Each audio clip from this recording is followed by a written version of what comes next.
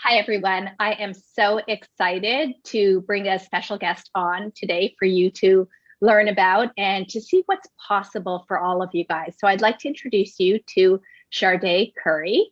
Chardie, can you please tell my viewers who you are and what you do? Right. Hi, everyone. I'm Chardie Curry. I am a life coach. Specifically, I work with divorced women who are dating again. So that's kind of like a really interesting area that kind of came on me, kind of like in a in an interesting way. But it's specifically women who are older because they've been married, several Mhm. years. They never expected to be back on the market. Yes, They're very wary, unlike younger people who are just like, hey, dating, they're kind of a little wary of doing this again. Some of them aren't even quite sure. wounded. Yeah, they don't know if they want to do it again. They love how calm their lives are now that the ex is gone. Mhm. For them, dating isn't fun. It's more like, okay, this is work because now I have to Mhm. build this part of my life back again, or they might Mhm. have patterns from their old relationship. So, so I just call it dating after a divorce. And that's what I've been doing for the last couple of years. So how did you choose this specific niche for coaching? Was it something that resonated with you? Um, it's kind of like one of those weird things that happen in life. So when after my divorce was really traumatic. I was married to someone who had like a mental illness diagnosis, which I didn't Mhm. know for almost two Mhm. decades. So you would had narcissistic tendencies, is the way I like to say it, because he was never diagnosed as a narcissist, Right. but all the Okay. markers were there. Um, so I actually started as a trauma coach. So my first certification as a coach was in trauma recovery.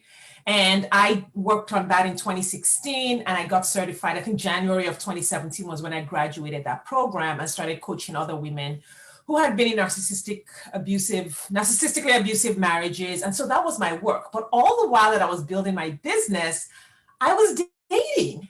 And for me, interesting, and maybe it's because I was a coach or had really put myself through like this rigorous process of healing, because I was married 17 years. Mhm. And when the marriage ended, I was just like, what just happened to me? you Were know? were there children involved as well? Yes, they're Okay. children. Mhm. So I went on this really self-discovery journey because I thought, okay, how did I get here? And I want to make sure this never happens to me again. But that was something I did for me. But that process was so incredibly healing, and I grew so much, and my self-concept and my emotional independence was so powerful that when I began dating, it was just such an easy process for me. I didn't think twice about it. Mhm. Right? My first few tries, I mean, I encountered all the things that everyone encounters, ghosting, catfishing, but they didn't phase me because of the growth process I had gone through.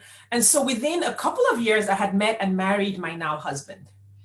And Amazing. yeah, it didn't occur to me that this was a thing that other women didn't know how to do after their divorce. But what happened was, because I was already a coach, I was marketing. So I put a lot of my life out on social media. I talked about our courtship, but I talked about it just more like, hey, we're getting married. I did like 30 days talking about our relationship, a month to Okay. our wedding. And then divorced women started reaching out to me saying, hey, I want to get married again. Can you help Well, me? you were like an example of what is possible, right? So Yes.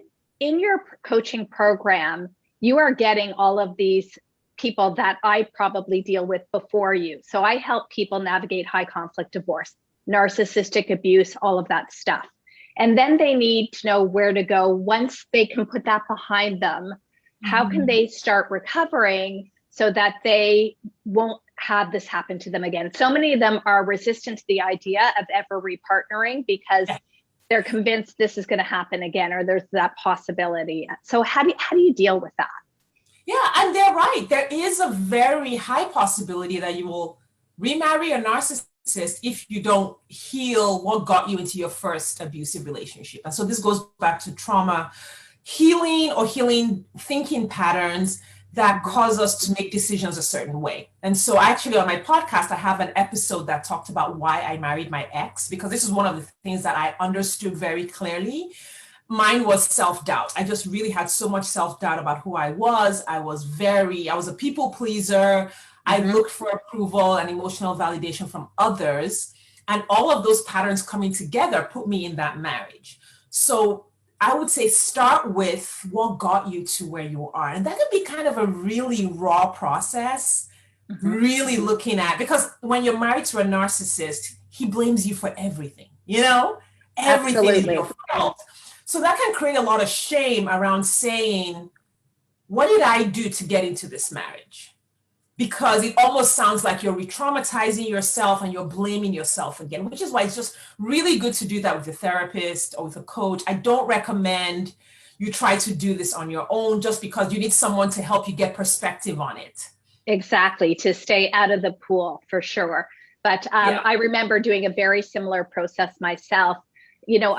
When my marriage exploded, and I was definitely married to someone with like a personality disorder, like mental health issues, I spent my first 2 weeks really studying him, like what I can expect from him, like what's his diagnosis, what can I expect in terms of clinical signs going through divorce with him. And then I realized after 2 weeks, I need to turn the focus inward. Like what was a educated, like average looking, nice person, affluent girl like me doing with a guy like this? Is that the sort of thing you're talking about? 100%. Yeah. 100%. It was like, wait a second. Like when I went in high school, I went to a gifted program. I grew up in Nigeria. I went to the best college in the country. So I don't know, we had two that were competing. I went to one of those two colleges. I came from an upper middle class family, highly educated. It's just like, how did I get to this place where I'm like enabling this man who can't keep a job and it's always in high conflict with everyone? And so that was the question I began to ask myself. And of course, I explored it with my therapist. I explored it with my coach, which I had a really excellent narcissistic abusive coach when I first went through this. And I did support group programs. I did all the things. I read all the books. Me too. But my focus was on me. And the beauty of translating this to dating is that I teach my clients to stop thinking about what the guy is thinking. There's so many relationship coaches out there. How to get the guy, what is he thinking, what he will do when he likes you, how to text him so that all of these things that keep us focused on someone else and trying to manipulate that person into giving us the validation that we want. I teach my clients to look at themselves. What do you want? Who is the guy that matches up what you want? Who do you like and who do you not like? And I really help them set that standard really high and stick to it. I love it. Sticking to it is the hard part. Tell us a little bit about your coaching curriculum, because you have a curriculum that you put all of your students through. Is it a group program? I have both. So I currently have a one-on-one process, and I just launched a group program last month. So that's brand new, just to make it more accessible to people. And I also realized that what was interesting was some of my clients, they were facing certain things. So I would connect them with my other one-on-one clients so they could have a conversation. And I was like, wait a second, maybe a group program could be helpful for those who really need that supportive community, who want to make new friends after their divorce, who want to be with other women going through the same thing. It's really hard to get advice from your married girlfriends who've never been through what you've been through about dating in 2021, which looks really different if you're still in your first marriage. So I launched a group program last month, but the curriculum is the same for both programs. We start out with like self-discovery. Some women have done this work. So it's self-paced in terms of where you are in the program. Some women have done a lot of self-discovery so they know who they are, but you have to know who you are. I was coaching a client yesterday and I've been working with her for a couple of months. And so she was on the apps as we were evaluating the kinds of men that were reaching out to her. And really for the last month, it's just been the same kind of guys. They're very flaky, not super respectful. I said, okay, if you're still, initially you'll get a bunch of those guys. Everybody gets a bunch of those when you first start dating, but it should get better if you're tweaking your process. So I said, if you're still getting these guys, we're not messaging correctly, right? So I said, let's look at your profile and what are you not saying about you? What aspect of yourself? Because I said you are a strong, powerful woman. You have written 3 books. You are brilliant. These men should not be reaching out to you. So there's something about you that we're not saying on your profile. And when we talked about it and looked at it, we realized that she is very social. She goes to a lot of banquets and galas, university lectures, book signings. And I said, oh, we didn't reflect that. These guys would never show up for that. They would never do that. And so we tweaked her profile to reflect more of who she was, which would immediately repel another group of guys. So that self-discovery is super important. We start with who you are, where you are now, and where you're going. So where you're going in 5 years, in 20 years, where you think you will be at the end of your life, what kind of lifestyle you want to live. And then we create a profile of a guy who matches that lifestyle. So some women are, listen, I'm getting ready to travel the world. So then your list needs to include a man who travels. What kind of travel partner do you need? Or if you're more settled, I live in a small town. This is the town I'm going to live in. I'm getting ready to be a grandmother. What does that entail, and what man fits into that profile? So we really start with you and the best version of yourself, and we look for the partner that matches that. So that's the first part. Then we create your action plan. So this is now we understand what we're looking for. We now know, okay, where do we find that person? So based on who his profile is, we figure out where you'll date online, what apps are appropriate for that, what communities are appropriate for that, and also how you date offline. So I do both online and offline dating. Because the apps don't create a relationship, you do, right? And who you are, who you're looking for will determine where you find him. We create an action plan, we make it very solid, very active, and then we start working on all of the obstacles to that action plan. Because once you have the action plan, there are going to be things that are in your way. Sometimes it's your thoughts. Sometimes it's thoughts about resistance to things that are happening. I find that a lot of divorced women have resistance to really the resistance is to not to the idea of dating or of getting married, but they don't want to commit to it. They don't want to commit to going on that journey. Why do you think that is? I think they make it mean something about them. Like they make it mean that, one, they're desperate. For some of them, even being on this journey is shameful. It means you failed the first time, and now you're having to fix it. So now you're having to clean up this mess that you made in the first place. So there's a lot of shame around that. Sometimes it's anger. It's anger at the ex. It's unfair that I have to do this again. Why am I having to do this at 40, at 45? Why am I on the market at this age when I did so much work in the first marriage? And while all of those emotions and thoughts are legitimate, they're not helpful. Exactly. So many of my clients are very stuck in a loop of victimization. That is, they feel very victimized by the experience that they've had in their marriage. Yeah. So, I get it. I had all those thoughts, but it's how you then deal with them. It's how you resolve them. It's how you process them, which is where my trauma background is very helpful in helping to really bring healing to areas of healing that may not be complete with my clients. And so when we have that strategy, I really provide the accountability to the strategy. Every time you meet a guy, especially if you're a people pleaser, you've got some codependency issues, there's always that pull to do what the guy wants, right? So while we have a process that's been laid out, we do things like relationship gates where you can walk through different stages of a relationship. We have milestones that we look for, boundaries that the client will set. Every time my clients go out and start implementing these, they encounter resistance from this other person who doesn't want to be a part of that process, right? So you meet a guy, he's really awesome, you think you're attracted to him and everything's amazing, but he wants to go exclusive in less than a month, right? But the process that the client designed, which, in our coaching school, we call a protocol, doesn't match up with going exclusive with this guy in less than 3 months, right? And so then there's always that pull to adjust and change to match what the other person wants. And that's where my role as a coach is so helpful, because I'm like, hey, this is what we said. Why are you changing it? Are you changing it because this is you being emotionally independent and making a decision, or because you're afraid of losing this person, you're afraid of him walking away? I have a very similar conundrum with the clients that I coach, because same sort of thing happens. They have a strategy or a plan in terms of their legals, and they like their reasons for it. And then they get resistance from the other party, and suddenly they're going to try to, people please either their lawyer or the other party and succumb to what they want. And where I'm like, let's make sure we like our reasons. You can totally do that, but make sure you like your reasons that you're going to do that. Yeah, 100%.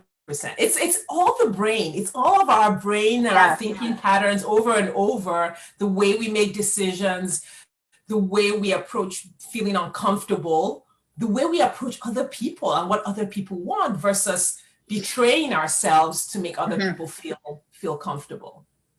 I love the idea of really starting to focus in on people's own identity as their superpowers. Like, we're always so busy trying to match and please other people. And I love the idea of taking what's uniquely ourselves, and letting that shine. And whoever's attracted to it is who's supposed to be attracted to it.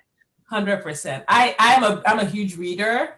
My husband is a huge reader too. When I put out my dating profile, and these are things that I just did kind of like without thinking. They seem so natural and so intuitive to me. I put out, there was a book display at my local Barnes and Noble, right? And I took a picture of it. And I'm like, oh yeah, my guy would love this. And I posted it as one of my profile pictures. And he is that guy. He owns more books than I do, which I didn't think was possible. But he does. He's at the library twice a week. It's just, when you know yourself, you can find the guy who wants a girl just like you. Yeah, I agree. At what point in the divorce process do you like someone to come and find you? Is there a certain point that it's best to start with you? Do you think that the legal should be behind them? Yes, I believe that the legal should be behind them. However, there are some exceptions. There are some people who are in this like really long, drawn out separations that go for years, where it's just more, there's not a lot of chaos, right? But for whatever reason, they just haven't finalized it. So some of those women I will work with them on the healing part and to teach them dating skills. Okay. Right. And then if they are ready to look, then they can look. But typically the chaotic part of the divorce needs to be over in order for you to have that space in your brain to focus on dating. And what my concern always is if a person starts too early, then they might be using dating as a way to escape what's really happening in front of them. 100%. So they need to get my assistance, and then I'm going to pass them on to you so that they can start moving forward personally. So what is the biggest impediment that you see in your clients that when it comes to healing after separation? I think they take it too lightly, right? I think many of us don't realize the scope of healing that has to be done. So I am, 6 years out now, happily remarried for 2 years. And even this year, there's an aspect of my life that I'm healing. Like my spiritual, because my religious background had an impact on my divorce and my marriage. And there were things that were said and done. And I'm healing that part of it now. Right. So you can imagine someone who embraced healing as hard as I did, got 2 certifications. I've coached, probably 50 plus women, and not to talk of all the others that I've, talked to and spoken to, and I'm still healing. Yeah, so I have to say, I'm in a similar place that you're in, Chardie. I'm also remarried. And just recently, I find myself being very triggered by my son, who sounds a lot like my ex lately. And I realized this is an area that I need to go back to and work on healing. Yeah. Yeah. So I talk to a lot of women who will say, oh, I'm healed, or I've been divorced 5 years. So they look at certain markers for healing that are not effective. The markers for healing are really in your results. What's different? What's changed? Can you say, okay, a year ago, I was doing this, I was feeling this, these were the results I was getting, and now 6 months later or a year later, this is how I am different. This is how my life is different. When you are healing, you can see it's not a passive, I'm just better because I'm removed from the situation. Mm-hmm. Because the minute you encounter someone, which is what happens when you go online, then you encounter another narcissist and you either succumb or you just fall out and you're freaked out and you can't handle it. Mm-hmm. The markers for healing are always very clear. I would say look for them in your results. Look for them in your money. Look for them in your physical health. Look for them in the way you think. Are you still in overthinking and obsessive thinking? Are you still highly triggered by people at work? Because sometimes the triggers shift from the ex to your boss or your coworkers. But you'll know because all the emotions are the same. So it's the scope of healing that I think people don't understand right off the bat. Absolutely. Okay. And when it comes to the actual, once they have their strategy plan in place and they start dating, is there certain issues that you see over and over in your clients? Wow. The biggest issue I see over and over is what we talked about earlier, which is too much of a focus on the guy or on the man and what they're thinking. And it comes because there's just too much, sometimes the attachment to getting the guy is too strong. And so they go on a date and they're just like, maybe he's the one. The thought, maybe he's the one, trips them up over and over again because they're looking for the one versus living a transformed life. While I believe dating is just a reflection of the life that you're living. So it's like the way you show up for life is the way you're going to show up for dating. And if you just show up for life in an amazing way and in all the ways you want to show up for life, dating becomes super easy. So I have this philosophy where I say, how do you meet your guy? You just do meet interesting people, go to interesting places, do interesting things. Mm-hmm. It's interesting, but that's kind of the overall path. Yeah. But really it's the brain space because the thought maybe he's the one, you know, can either create kind of desperation, or it can create curiosity, like maybe who knows what's possible, right? Right. Yeah. So typically the one I'm talking about is the one that creates desperation versus curiosity. Yeah. Because when you have curiosity, you can hold that neutral space in between he's the one and he's not the one. Right? It's like that middle ground. But a lot of women are so uncomfortable because of black and white thinking. They're uncomfortable in that middle space. So they either dismiss a man too early or they hold on to him too long. Mm-hmm. Yeah. Which is actually, makes a lot of sense for your idea of 3 months before exclusivity so that you can be in that space. Yeah. I mean, that's not the guidelines for the time to exclusivity is actually determined by each client. So I let them determine when they want to go exclusive. But they have to stick to what they committed to before dating. Got it.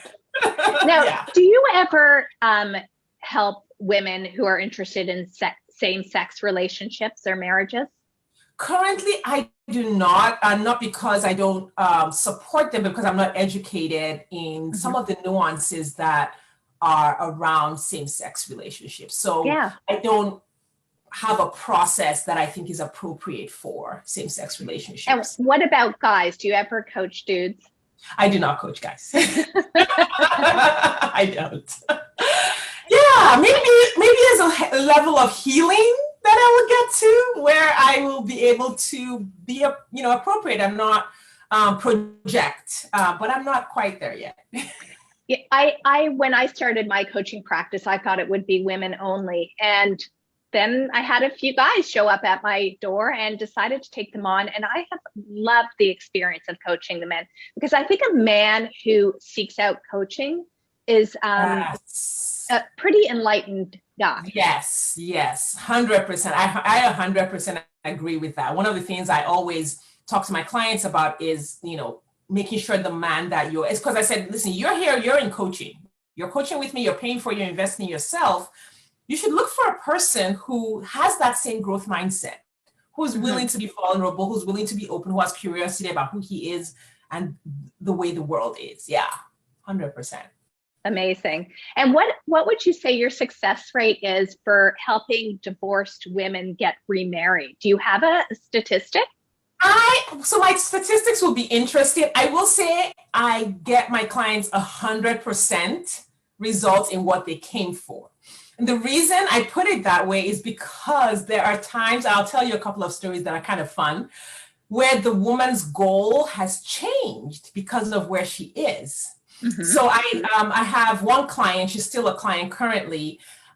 She came, she renewed in January. So we've worked together for 9 months and we started working on her dating goal, right? So she was dating and we were working on it and all of her trauma started coming up, right? And so we talked about the trauma in her marriage and it seemed like she had, she was over that. And so there was this space where we were like, what's going on here? What's kind of in your way? Come to find out, she had significant childhood trauma, significant, like I'm talking, abuse from her father, just really awful stuff, but she had never dealt with it. Never. And so she said, you know what, I think I need to deal with this. I think this is just really, it's come up. It's like this work has opened up this can of worms and I can't stuff it back in. Peeling back the layers of the onion, right? Yeah. So she couldn't stuff it back in to date. So she said, let's just pause the dating and let's work on this. And so we've been working on that the last 6 months. We've been going through her, everything that happened in her childhood, reframing it, working on that. And it's just the most beautiful, beautiful work. We're talking about her coming on my podcast here pretty soon. So I'm excited about that. And then another fun story was a client, and I've worked with her now close to a year. So she wanted to date. And so we were like, okay, she was actually single, but older. So she was 47 this year. So she was shy of her 46th birthday when, she signed up to work with me. And so we started dating, the dating process, put out her profile. And within 3 weeks, just by the third session, it was clear that she was just not engaged in the dating work. And so we started to talk. I always go back. We talk about trauma, what's going on here, why are there these obstacles? And so she had some grief work. So, but it wasn't, huge. It wasn't anything that needed to stop her dating process. And I said, I don't think you want a partner. What's going on? Like your thought processes are not for someone who wants a partner. Why do you want a partner? And so she said, well, I want a partner so I can have kids, because, she was the last of her line. She'd lost her mother, dad, and sisters. So I said, she wants a kid. And she was 47? Yeah. Wow. So I said, do you want a partner so you can have kids, or do you just want kids? Because let's make this super easy. And so she said, I just want kids. I really just want kids. These are all my reasons why I want children. And guess what? We stopped the dating process, right? And she started her IVF journey. So I became on the spot an IVF coach, right? Who knew? It's really all about your thought processes, right? And so I coach her through her IVF journey. She's now pregnant with quadruplets. Come on. She's due in July of 2021. I love that story. Yeah, and so that's why I say I get my clients 100% results every time. I love it. That is perfect. Those are great stories. So how could my viewers find you, Chardie? So you can find me on my podcast. It's just called Dating After Divorce. So if you just go on wherever you listen to podcasts, type in Dating After Divorce, you will find me. You can also find me on my website, ShadieCurry.com. So it's SADE, there's no H in there.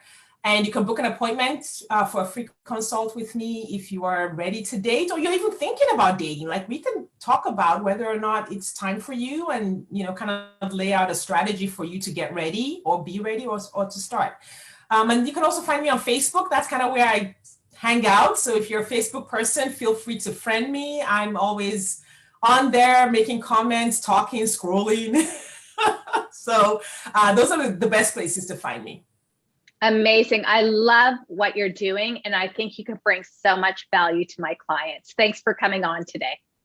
Thank you so much, Stacey. Thank you for the work that you are doing too. I know the value of it because I have been there. So, just keep putting it out there. In the trenches. Yes. Take care, Chardie. Thank you.